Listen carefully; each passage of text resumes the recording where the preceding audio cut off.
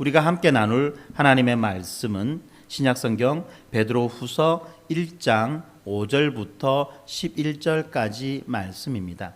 다 찾으셨으면 우리 김지민 성도 앞으로 나와서 말씀 읽어 주시겠습니다.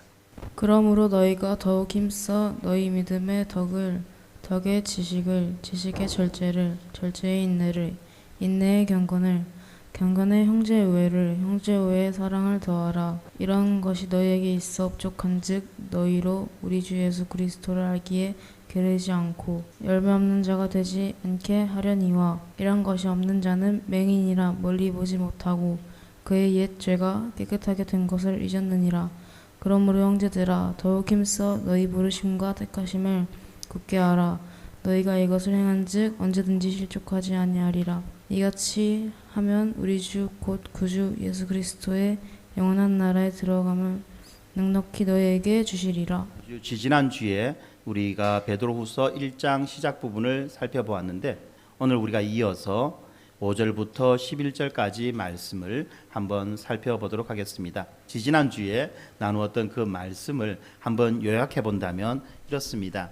사도가 지금 편지를 쓰고 있습니다. 예수 그리스도의 종이며 사도인 시몬 베드로가 편지를 쓰는데, 이 편지를 받는 자들이 누구냐 하면 바로 이 사도들과 동일하게 보배로운 믿음을 함께 받은 자들이다 라고 말합니다. 그런데 이 동일한 보배로운 믿음이 어떻게 그들에게 전해졌느냐 하면 바로 우리 하나님과 구주 예수 그리스도의 의를 힘입어 전해졌다고 이야기합니다. 오늘 우리가 보는 이 본문 말씀에는 우리 하나님과 구주 예수 그리스도의 의를 힘입어라고 기록되어 있는데, 조금 더 원문 그대로 직역한다면 우리 하나님과 구주이신 예수 그리스도의 의를 힘입어 이 보배로운 믿음이 우리에게 전해졌다고 이야기합니다. 하나님과 구주이신 예수 그리스도.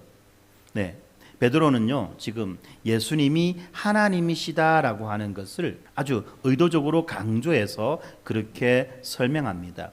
우리가 예수님에 대해서 생각할 때에 그냥 십자가에 못 박혀 달려 돌아가신 사랑이 많으신 분, 고통당하신 분, 이 정도로 생각할 수가 있는데요. 오늘 본문은 우리에게 뭐라고 말하느냐 하면 그 분이 십자가에서 우리의 죄를 대속하기 위하여 달려 돌아가신 그 분이 바로 하나님이시다. 그리고 그 분이 우리의 구주이시다라고 그렇게 말씀하는 것입니다. 하나님이, 그리고 우리를 구원하시는 구주가 우리를 위하여서 십자가에서 달려 돌아가신 것입니다.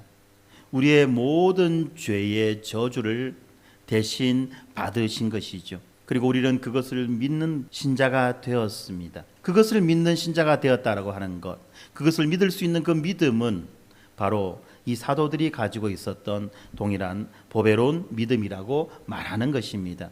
뿐만 아니라 하나님께서는 예수 그리스도를 통하여서 이 믿음만 주신 것이 아니죠. 우리가 지난주에 나누었던 말씀을 기억해 볼 때에 생명과 경건에 속한 모든 것을 우리에게 주셨습니다. 뿐만 아니라 지극히 보배롭고 지극히 큰 약속을 또한 우리에게 주셨습니다. 하나님이신 예수 그리스도께서 우리에게 약속을 주셨다라고 한다는 것은 이 약속은 반드시 이루어지고 성취되어지는 약속이다라고 하는 것을 의미하고 있지요. 반드시 이루어지고 성취되어지는 이 보배롭고 지극히 큰 약속을 우리에게 주셨습니다. 왜? 생명과 경건에 속한 모든 것을 우리에게 주시고 보배롭고 지극히 큰 약속을 우리에게 주셨느냐라고 한다면 그것은 단 한 가지 이유죠. 무엇이냐면 바로 우리가 이 세상 가운데에서 썩을 인간으로 살아가지 않고 하나님의 거룩한 성품에, 신의 성품에 참여하는 자가 되기 위해서다라고 그렇게 말씀합니다. 이것이 이제 우리가 지지난주에 살펴보았던 말씀의 대략적인 내용입니다. 그리고 난 다음에 오늘 본문을 봅니다. 5절에 이렇게 시작되고 있습니다. 그러므로, 이 그러므로라고 하는 이 말씀은 바로 앞에 있는 내용들을 다 받는 내용이죠. 하나님이신 예수 그리스도께서 우리에게 믿음을 주셨고 생명과 경건에 속한 모든 것을 우리에게 주셨고 지극히 보배롭고 큰 약속을 우리에게 주셔서 우리로 하여금 신성한 성품, 하나님의 성품에 참여하는 자가 되게 하시다라고 하는 이 말씀의 결론인 거예요. 이렇게 하셨기 때문에 우리는 이 땅 가운데에서 어떻게 살아야 되느냐? 더욱 힘써서 너희 믿음의 덕을 덕의 지식을, 지식의 절제를 절제의 인내를, 인내의 경건을, 경건의 형제 우애를, 형제 우애의 사랑을 더하라라고 말하며 믿음으로부터 출발하여서 사랑으로 완성되어지는 바로 이 신의 성품, 이 믿음으로부터 출발하여서 사랑으로 완성되어지는 이러한 성품과 품성을 갖추라라고 그렇게 말씀하시는 것입니다. 그런데 이렇게 5절 6절에 나와 있는 이 8가지 품성, 8가지의 내용은 결국은 우리가 앞에서 살펴보았던 3절에 나와 있는 내용의 자세한 설명이라는 것입니다. 예수 그리스도께서는 그 하나님의 신적인 능력으로 생명과 경건에 속한 모든 것을 우리에게 주셨습니다. 그리고 이렇게 주실 수 있었던 그 이유는 바로 예수 그리스도의 영광과 덕으로서 우리를 부르신 그를 알게 되기 때문에 가능해졌다라고 말씀하시는데, 여기에 보면 생명과 경건, 영광과 덕이라고 하는 이런 말들이 나오죠. 이 생명과 경건에 속한 모든 것, 또 영광과 덕, 예수 그리스도의 영광과 덕의 구체적인 내용들이 바로 5절과 6절과 7절에 나와 있는 이 8가지 항목이라는 것입니다. 이 8가지 항목, 이 믿음으로부터 출발하여서 사랑으로 완성되어지는 이 8가지 덕목, 이것은 마치 표현해 보면 그렇습니다. 층층이 쌓아져 올라가는 그러한 내용인 것처럼 보입니다만, 그러나 사실은 이 모든 것들은 동시적으로 발생하는 일이라는 것입니다. 덕과 지식과 절제와 인내와 경건과 형제 우애, 이러한 모든 내용들이 믿음에서부터 출발하여서 사랑으로 완성되어지는 그러한 과정 가운데 있는 우리의 품성이라는 것이고, 이것이 우리가 참여하게 되는 신의 성품이라고 말하는 것입니다. 그러면서 8절에 보면 이렇게 말하죠. 이런 것이 앞에서 말했던 이런 것들이 8가지 덕목들이 너희에게 있어서 흡족하다. 네, 너희에게 있다고 이야기합니다. 그렇기 때문에 어떻게 돼야 되느냐? 너희로 우리 주 예수 그리스도를 알기에 게으르지 않고 열매 없는 자가 되지 않게 하려니와 라고 말하면서 예수 그리스도께서 우리에게 이 8가지 품성을, 8가지 덕목을 주신 그 이유를 말하고 있지요. 무엇입니까? 예수 그리스도를 알기에 게으르지 않고 열매 없는 자가 되지 않게 하려니와, 열매 없는 자가 되지 않게 하려니와, 이중부정은 강한 긍정이라고 말하죠. 그러므로 이것을 단순하게 표현한다면 우리가 부지런히 예수 그리스도를 알고 우리의 삶 가운데에서 열매를 풍성하게 맺는 자가 되게 하기 위해서 이러한 8가지 항목을 주셨다라고 말씀하는 것입니다. 열매를 맺게 하기 위해서. 자, 그러면 이 열매는 어떻게 맺어집니까? 아무것도 없는데 열매가 맺어질 수 있나요? 아무것도 없는 데서 열매를 맺을 수가 없습니다. 반드시 무엇이 있어야 됩니까? 씨가 있어야 되는 거예요. 씨가 있어야지만 열매가 맺어지는 것입니다. 그러므로 이 말씀을 우리가 어떻게 이해할 수 있느냐 하면, 예수 그리스도께서는 우리를 부르실 때에, 우리를 택하셨을 때에 이미 우리 가운데 이러한 성품의 씨를 심어 주셨다는 것입니다. 이미 우리 가운데 이러한 성품의 씨앗들이 심겨져 있고, 또 이러한 씨앗들이 자라게 하고 또 열매 맺게 하신다라는 것을 말씀하는 거예요. 그렇습니다. 우리가 만약에 앞뒤를 다 빼고 우리의 힘과 우리의 의지와 우리의 노력으로 믿음의 덕을 쌓고 지식을 쌓고 절제를 하고 인내하고 경건하고 형제 우애를 하고 사랑을 한다는 것은 정말 힘들고 고통스러운 일일 것입니다. 왜냐하면 이것들은 우리의 옛 본성에 전혀 걸맞지 않는 일이라는 것입니다. 덕을 쌓기보다는 화를 내기 쉽고, 지식을 쌓기보다는 그냥 흥청망청 놀기 좋아하고, 절제하기보다는 욕망을 따라 살아가는 것이고, 인내하지 않고 거룩하고 경건한 삶은 우리와 먼 것이라고 여기면서 그렇게 살아가는 것이 우리의 본성이라는 거예요. 다시 말하면 이러한 내용들은 우리의 본성과는 완전히 반대되는, 상반되는 내용이기 때문에 단순히 우리의 힘과 의지와 노력으로 이러한 것들을 하려고 한다면 이것은 불가능한 일이라는 것입니다. 왜냐하면 근본적으로 씨앗 자체가 없다는 거예요. 그렇지만 예수 그리스도께서는 특별히 우리를 사랑하셔서 우리를 택하시고 우리를 부르셨을 때에 이미 모든 것을 다 주셨습니다. 다시 한번 반복하지만 우리에게 무엇을 주셨습니까? 믿음을 주셨어요. 그 믿음도 보통 믿음이 아니에요. 사도들과 동일한 믿음을 우리에게 주셨어요. 뿐만 아니라 생명과 경건에 속한 모든 것을 우리에게 주셨습니다. 정말로 우리 같이 하찮은 자들에게 이렇게 생명과 경건에 속한 모든 것을 주실 수 있는 그 이유가 무엇이냐? 바로 예수 그리스도의 그 신적인 능력, 예수 그리스도의 그 신적인 능력이 그것을 가능하게 했던 것입니다. 뿐만 아니라 예수 그리스도께서는 우리에게 보배롭고 지극히 큰 약속을 주셨습니다. 우리가 이미 어떠한 것을 가진 자인지, 이러한 무엇을 가진 자인지를 분명히 깨달아 안다면 바로 그것이 우리 안에 심겨져 있고 이제 우리는 그것을 자라게 하고 열매 맺게 할 수 있도록 가꾸고 보존하는 일들을 해야만 한다는 것입니다. 5절부터 이야기가 바로 그 이야기를 하는 거예요. 이미 너희에게 다 주시지 않았느냐? 그리고 무엇을 주셨느냐라고 하는 것을 구체적으로 8가지로 말씀하고 있는 것입니다. 이미 다 주셨다. 우리는 전혀 느낌이 없지요. 우리는 전혀 느낌이 없습니다. 하나님은 말씀을 통해서 우리에게 주셨다라고 말씀하셨지만 우리는 느낌이 없어요. 뭘 받았다고? 언제 주셨는데? 라는 생각을 한다는 것입니다. 왜냐하면 그것은 씨의 형태로 우리에게 주어졌기 때문에 보이지 않는다는 거예요.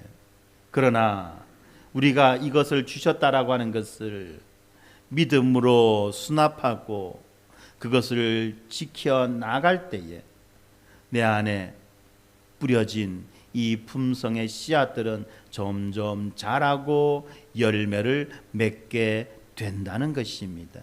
여러분들 우리가 잘 알고 있는 비유가 있지 않습니까? 씨를 뿌리는 자의 비유.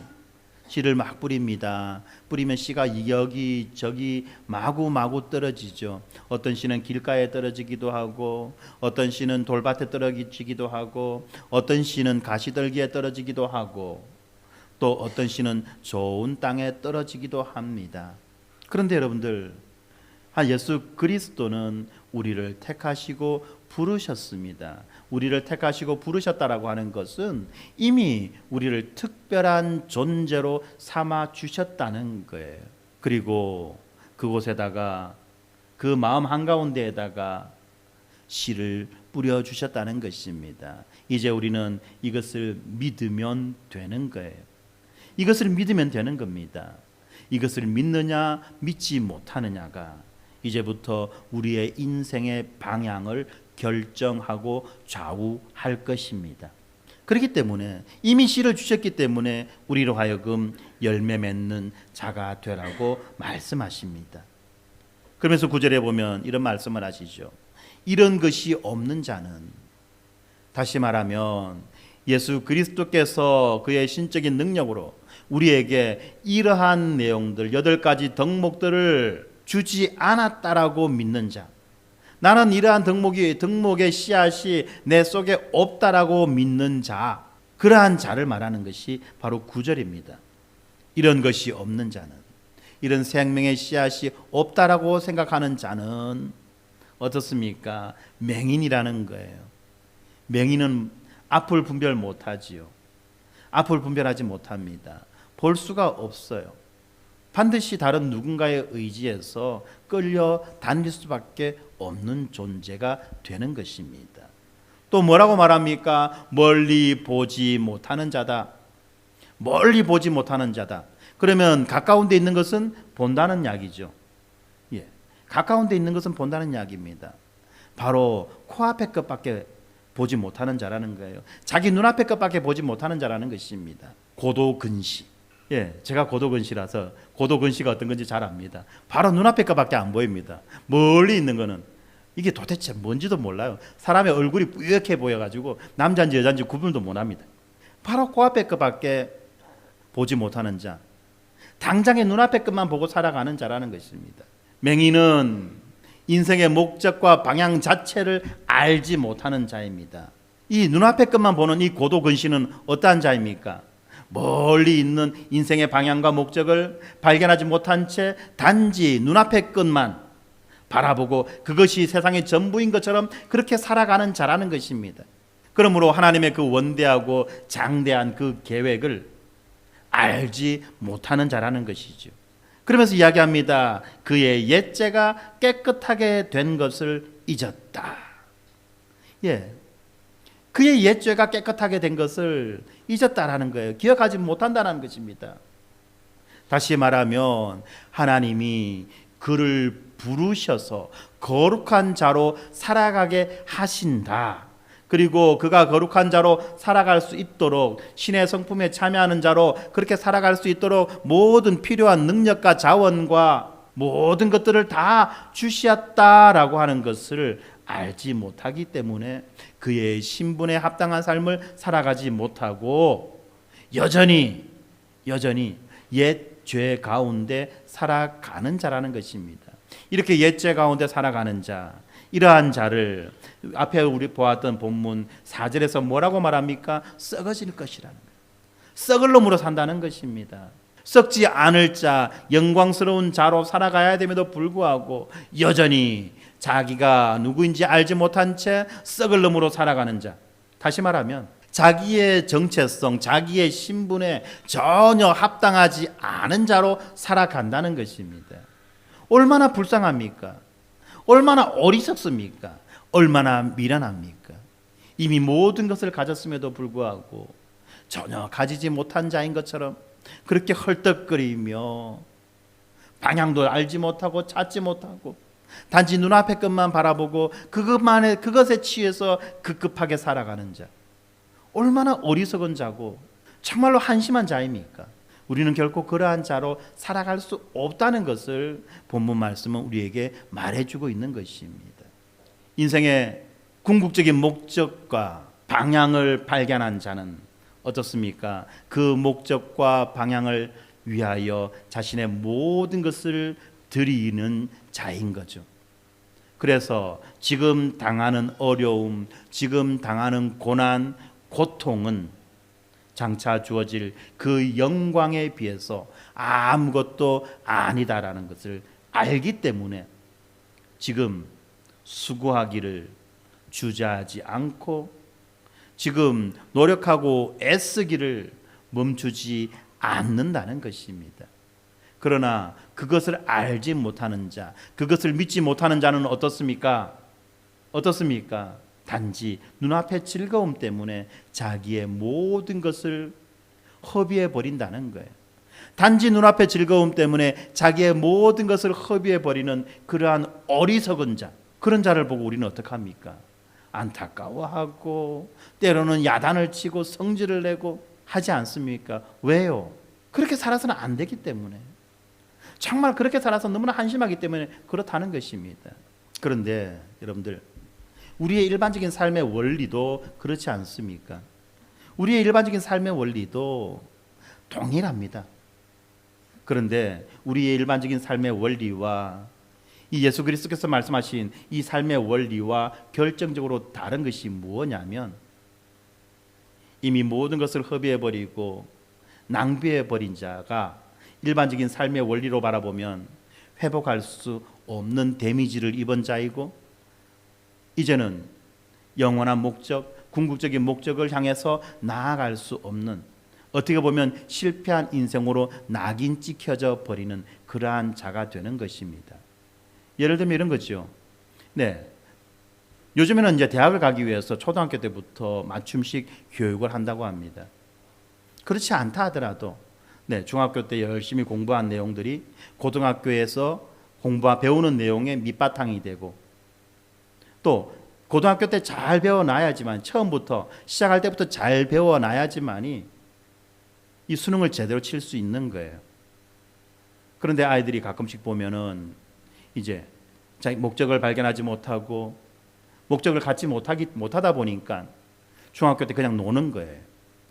이렇게 놀기도 하고 저렇게 놀기도 하고. 왜냐하면 당장 눈앞에 시험, 눈앞에 공부가 힘들기 때문에, 그리고 수능이라고 하는 것은 먼 나라 이야기처럼 느껴지기 때문에 지금 노는 겁니다. 시간 있을 때 놀자, 기회 있을 때 놀자.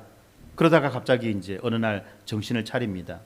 이래서는 안 되겠다, 열심히 해야 되겠다 라고 하는데, 공부를 하려고 책을 펼쳐보니까 어떻습니까? 이제는 모르는 것 투성이에요. 아는 것보다 모르는 것이 더 많아졌어요. 앞에 이미 사전에 쌓아둬야 되는 그런 내용에 대해서 학습이 전혀 되어 있지 않기 때문에 가로늦게 공부하려고 하면은 정말 버거운 것이고 힘든 것이에요. 그래도 그것도 조금 일찍 시작하면은 그나마 만회할 기회가 있지만, 이것이 늦어졌을 때, 예를 들면은 고등학교 들어가 가지고 고등학교 한 2학년 때쯤 정신을 차려 가지고 이제 공부를 하려고 합니다. 그럼 어떻습니까? 이미 앞에서 구멍 난 것이 너무 많기 때문에 그것을 메꿔 놔야지만이 공부를 따라갈 수 있는 것이거든요. 근데 이제 그때는 어떻습니까? 이미 늦은 거예요. 이미 늦다 보니까 아이고 내가 뭐 하겠노? 이래도 안 되고 저래도 안 되는데 그냥 포기해야지. 포기하고 차라리 다른 방법 찾아봐야지 라는 식으로 흘러갈 수밖에 없다는 거예요. 그래서 인생의 실패자, 인생의 낙오자, 이런 것들이 막 생겨난다는 것입니다. 이것은 세상의 원리입니다. 세상의 논리예요. 그런데 여러분들, 우리 하나님께서 우리를 인도해 가시는 방법, 방식은 그렇지 않습니다. 늦은 때라는 것은 없어요. 내가 하나님 앞에서 바르게 살아야 되겠다. 내가 어떠한 존재인지를 내가 분명히 깨달아 알아. 이제 나의 본분에, 나의 신분에 합당한 삶을 살아가야 되겠다라고 그 결심하는 그 순간부터 우리는 그렇게 살아갈 수 있는 자가 되는 것입니다. 네가 20대 때 못한 것, 30대 때 못한 것 때문에 네가 40대 와갖고 정신 차렸는데 이제는 안 돼. 그것이 아니라는 거예요. 우리가 정신 차리기만 한다면, 우리가 믿음으로 예수 그리스도와 연합되어지고 우리의 모든 삶이 청산되어지고 내가 어떠한 자인지 분명히 깨달아 알아. 그러한 본분에 합당한 삶을 살아갈 수만 있게 된다면 기회는 여전히 우리에게 주어져 있는 것입니다. 바로 이것이 우리에게 있어서 유일한 소망이라는 거예요. 그리고 바로 이것 때문에 우리는 누구에게든지 이 소식을 전해야만 하는 것입니다. 예수 그리스도를 믿을 때 예수 그리스도께서는 우리에게 필요한 모든 것들을 다 주시고 우리로 하여금 그러한 사람으로 살아가게 하신다. 그러므로 예수 그리스도에게 잡힌 그 인생은 늦은 때가 없다는 거예요. 예수 그리스도의 손에 잡힐 그 인생, 바로 그때가 최적의 때고 최고의 때라는 것을 우리는 기억하며 살아야만 하는 것입니다. 바로 그 말씀을 오늘 본문이 우리에게 해주시는 거예요. 바로 그것 때문에 어떻습니까? 내가 어떠한 자인지를 잊어버리고 살아간다는 것이 얼마나 어리석냐는 거예요. 정신만 차리면, 믿기만 하면, 분명히 깨달아 알기만 하면 언제든지 그렇게 살아갈 수 있는데, 알지 못해서, 믿지 못해서 그렇게 살아가지 못한다는 것입니다. 그러면서 마지막 10절 11절에 이렇게 말씀하시지요. 그러므로 형제들아,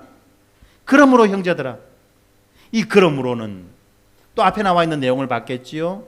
예수 그리스도께서 이미 우리에게 시의 형태로 주신 이 8가지 덕목을 더 굳세게 해라. 이 덕목을 가지고 이제 너희들은 열심히 예수 그리스도를 알아가며 너희의 삶 가운데에서 풍성한 열매를 맺어라. 바로 그것을 말씀하시는 겁니다. 이것을 믿지 못한 채 맹인처럼, 고도 근시처럼 그렇게 살아가지 말라는 거예요. 그렇게 살아가지 말라는 겁니다. 너의 신분을 잊어버리고 썩을 놈으로 살아가지 말라는 것이죠. 그렇게 말씀하시고 난 다음에 이제 뭐라고 말씀합니까? 형제들아, 더욱 힘써 너희 부르심과 택하심을 굳게 하라.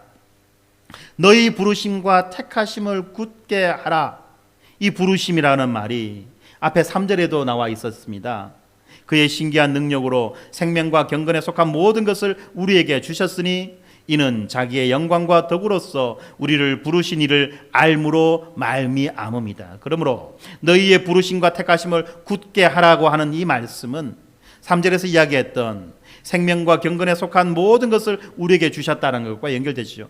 다시 말하면 이미 우리에게 주신 그 생명과 경건에 속한 모든 것을 굳게 하라는 것입니다. 구체적인 이야기가, 구체적인 내용이 어디에 나와 있습니까? 5절, 6절, 7절에 나와 있죠. 믿음, 덕, 지식, 절제, 인내, 경건, 형제, 우애, 그리고 사랑. 이것을 굳게 하라는 것이에요. 그리고 우리가 이렇게 살아갈 때에, 우리가 이것을 살아갈 때에 이러한 품성을 함양하며 이러한 덕목을 우리 가운데에서 개발하며 자라게 하며 풍성하게 하며 그렇게 살아갈 때에 어떻습니까? 우리는 실족하지 않는다는 거예요. 실족하지 않는다는 겁니다. 넘어지지 않는다는 거죠. 다시 말하면 앞에서 나왔던 표현으로 이야기한다면 우리는 더 이상 썩을 놈으로 살아가지 않는다는 것입니다. 그러면서 마지막 11절에 뭐라고 말씀합니까? 이같이 하면 지금까지 우리가 이야기했던 것처럼 그렇게 하면이라는 말이죠. 다시 말하면 생명과 경건에 속한 모든 것을 굳게 하면 믿음과 덕과 지식과 절제와 인내와 경건과 형제 우애와 사랑을 굳게 하면 우리 주 곧 구주 예수 그리스도의 영원한 나라에 들어감을 넉넉히 너희에게 주실 것이다. 넉넉히 너희에게 주신다는 거죠. 우리가 이렇게 살아가는 것이 우리 본분에, 우리의 신분에 합당한 삶이고, 이렇게 우리가 우리 신분에 합당한 삶을 살아갈 때에 우리는 넉넉히 예수 그리스도의 영원한 나라에 들어간다는 것입니다. 두려움 없이, 불안함 없이, 떨림 없이 우리는 안심하고 들어갈 수 있다는 것입니다. 우리 구원의 확증이라는 거예요. 이렇게 볼 때에 어떻습니까?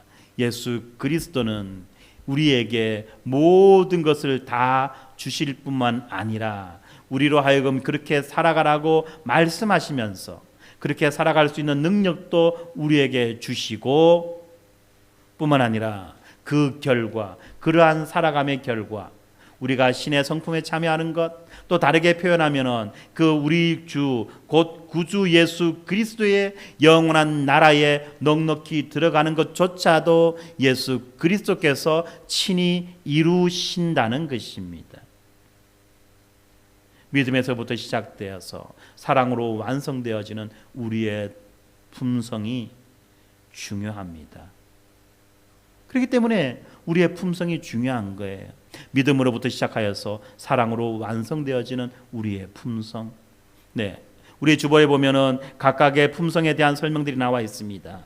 믿음, 덕, 지식, 절제, 인내, 경건, 그리고 형제 우애가 있지요. 이 형제 우애라는 이 말, 주보를 보시면 이렇습니다. 혈육을 나눈 가족 간의 사랑을 나타내는 말입니다. 원래 이 말은 혈육을 나눈 가족 간의 사랑을 나타내는 말, 특별히 형제 자매 간의 사랑을 나타내는 말이 형제 우애죠. 그리고 부모님이 자녀들에게 가장 바라는 것이 바로 형제 우애 아니겠습니까?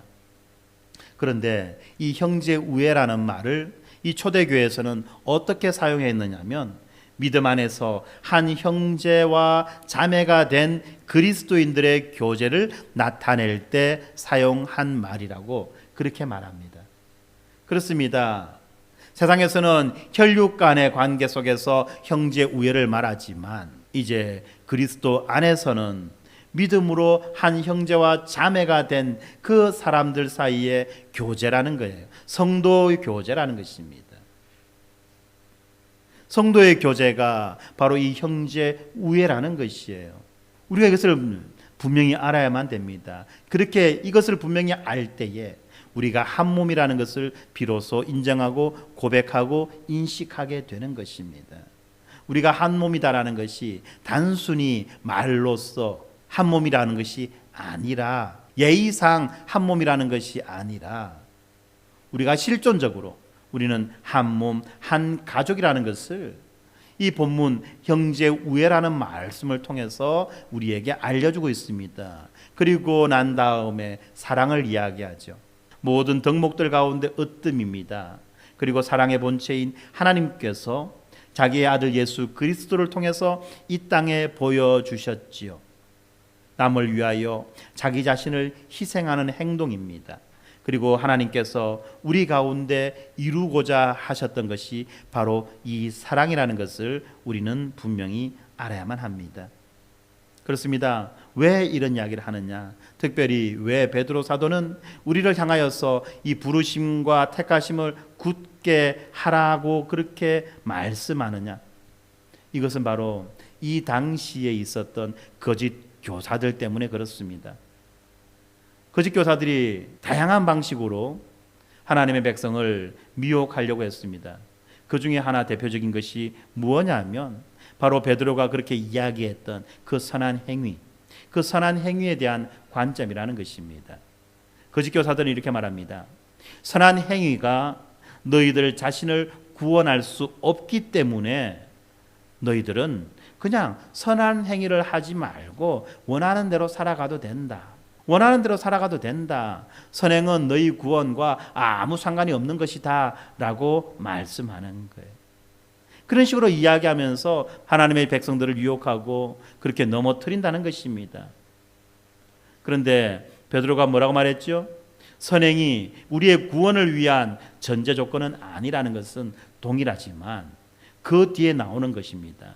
정말로 누군가가 이 주님에게 속해 있다면 그는 주님에게 속한 그 사람은 그의 삶을 통해서 자기가 주님께 속했다라고 하는 그 증거가 드러나게 된다는 것입니다.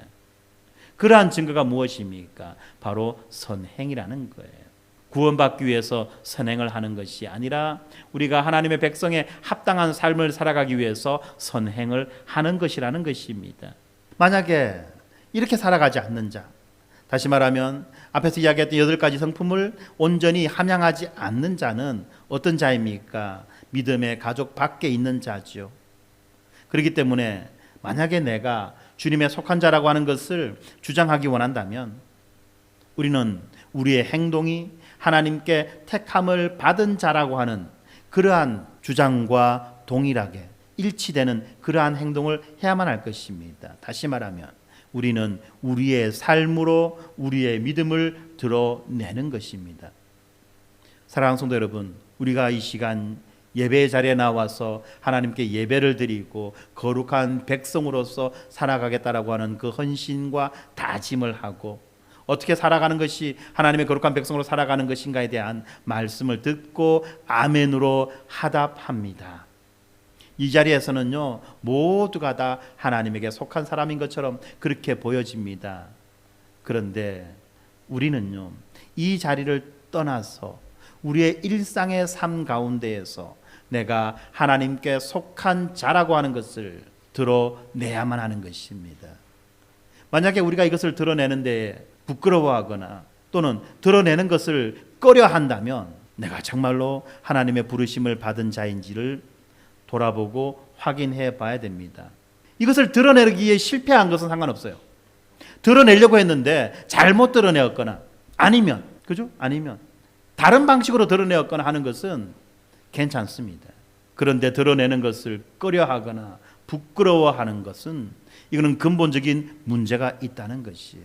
그러므로 이곳에서 고백되어지고 이곳에서 표현되어지는 우리의 믿음이 우리의 삶 가운데에서도 동일하게 드러나고 나타나야만 할 것입니다. 이제 말씀을 우리에게 적용해 보겠습니다. 먼저 우리는 알고 있는가를 물어야만 합니다. 자기의 영광과 덕으로서 우리를 부르신 예수님은 생명과 경건에 관한 모든 것을 우리에게 주셨고 믿음의 토대 위에 사랑으로 완성되는 열매를 맺게 하시고 자신의 나라에 우리들을 넉넉히 들어가게 하신다는 것을 우리는 알고 있습니까? 이것을 우리가 분명히 알아야 돼요. 이것에 대해서 우리가 분명히 알아야만 됩니다. 자기의 영광과 덕으로서 우리를 부르신 예수님은 생명과 경건에 관한 모든 것을 우리에게 주셨습니다. 그리고 우리로 하여금 믿음의 토대 위에 사랑으로 완성되는 그러한 열매를 맺게 하셨습니다. 또한 우리로 하여금 하나님의 나라에 들어가게 하셨습니다.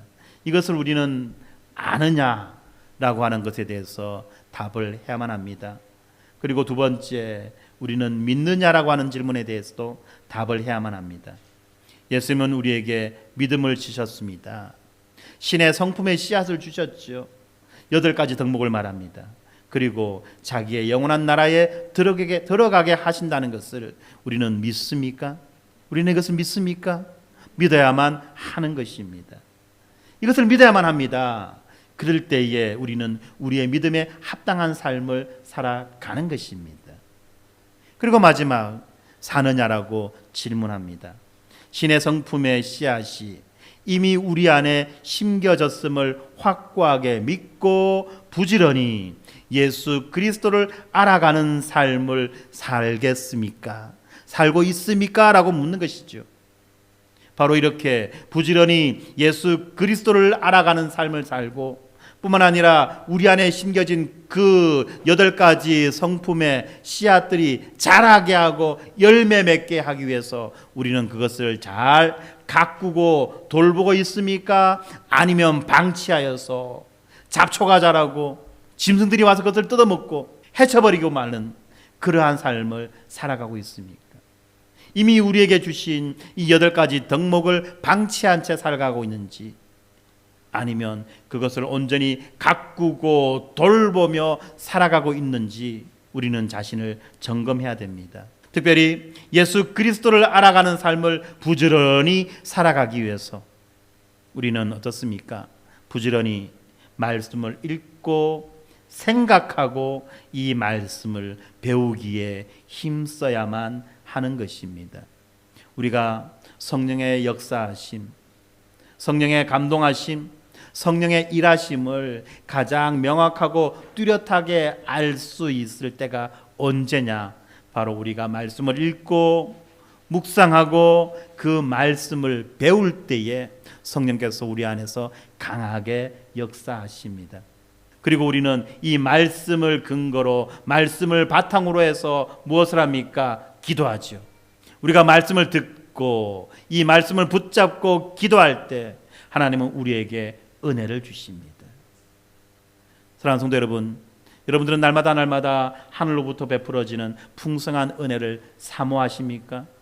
그것을 사모하신다면 여러분들은 기도하셔야만 합니다. 어떻게 기도해야 됩니까? 말씀을 붙잡고 기도하는 그러한 삶을 게을리 해서는 안 된다는 것이에요. 기도하기 위해서라도 우리는 말씀을 깨달아 알아야만 합니다. 은혜를 누리기 위해서라도 우리는 말씀을 깨달아 알아야만 합니다. 말씀이 우리 삶의 모든 것의 바탕이 되는 거예요. 제가 이렇게 말하니까 여러분들, 또 어떤 사람들이 이렇게 말할 수 있어요. 아이, 목사님, 믿음이 바탕이요 근본이라고 말씀하지 않았습니까? 예, 믿음이라고 하는 것이 우리 삶의 바탕이요 근본이요 근본적인 동력이 됩니다. 그거는 맞습니다. 그러나 그 믿음이 어떻게 납니까? 어느 날 갑자기 하늘에서 떨어지는 것 아니지요. 성경이 분명히 말합니다. 믿음이 어떻게 난다고요? 믿음은 들음에서 난다. 무엇을 들어야만 합니까? 하나님의 말씀을 듣는 것이죠. 다시 말하면 믿음은 하나님의 말씀을 듣는 것에서부터 나기 때문에 우리는 부지런히 이 말씀을 듣고 읽고 생각하고 연구해야만 하는 것입니다. 왜 자꾸 여러분들에게 성경 공부해라, 성경 공부하자, 말씀 읽자라고 이야기하는지 아십니까? 그럴 때에 우리에게 믿음이 자라게 되기 때문에 그렇습니다. 믿음이 자랄 때에 우리는 그 믿음에 합당한 삶을 살아갈 수 있는 거예요. 이것이 연쇄적으로 일어나는 반응이기 때문에 우리가 말씀을 먼저 붙잡아야만 하는 것입니다. 사랑하는 성도 여러분, 오늘 본문을 통해서 우리는 하나님께서 예수 그리스도를 통하여서 우리에게 주신 것의 구체적인 내용을 살펴보았습니다. 이미 우리에게 믿음을 주셨습니다. 덕을 주시고 지식을 주시고 절제를 주시며 인내를 주시고 경건을 주셨고 형제 우애를 주셨고 그리고 사랑의 씨앗을 우리에게 주셨습니다. 이미 우리에게 이것이 주어졌다는 것을 우리는 분명히 알고 믿어 합당한 삶을 살아야 내야만 할 것입니다.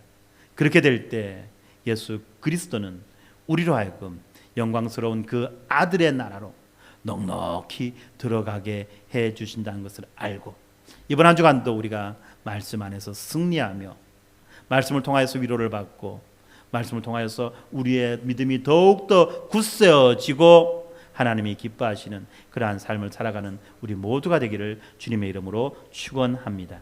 자, 기도하겠습니다. 하나님 감사합니다. 이 시간 우리가 하나님께서 예수 그리스도를 통하여서 무엇을 주셨는지를 다시 한 번 더 살펴보았습니다.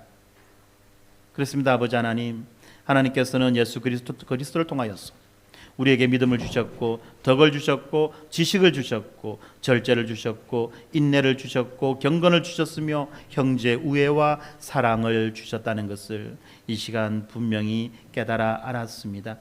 이미 우리에게 주어진 이 모든 것들을 우리가 확실히 깨달아 알아 이제 힘써 이것들이 잘 자라고 열매 맺게 애쓰고 노력할 수 있도록 하나님 우리들을 지켜주시옵소서.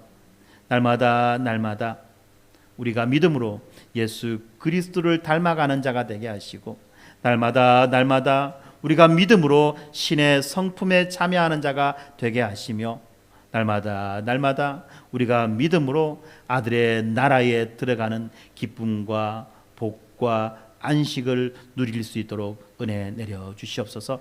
정말 아버지 하나님, 우리 사랑하는 성도들 주님께서 기억하여 주시고 그들의 처지와 형편을 주님께서 감찰하여 주시며 정말로 그들에게 필요한 모든 것들을 넉넉히 풍성히 공급하여 주시옵소서. 위로가 필요한 자들에게 위로를 다하여 주시고 또한 아버지 하나님, 도움이 필요한 자들에게 도움을 다하여 주실 뿐만 아니라 믿음이 필요한 자들에게 믿음을 다하여 주셔서 우리 모두가 하나님을 나의 아버지라고 고백하게 하여 주시고 예수 그리스도를 나의 주님이라고 그렇게 고백할 수 있도록 은혜 내려 주시옵소서. 감사합니다. 예수님 이름으로 기도드렸습니다. 아멘.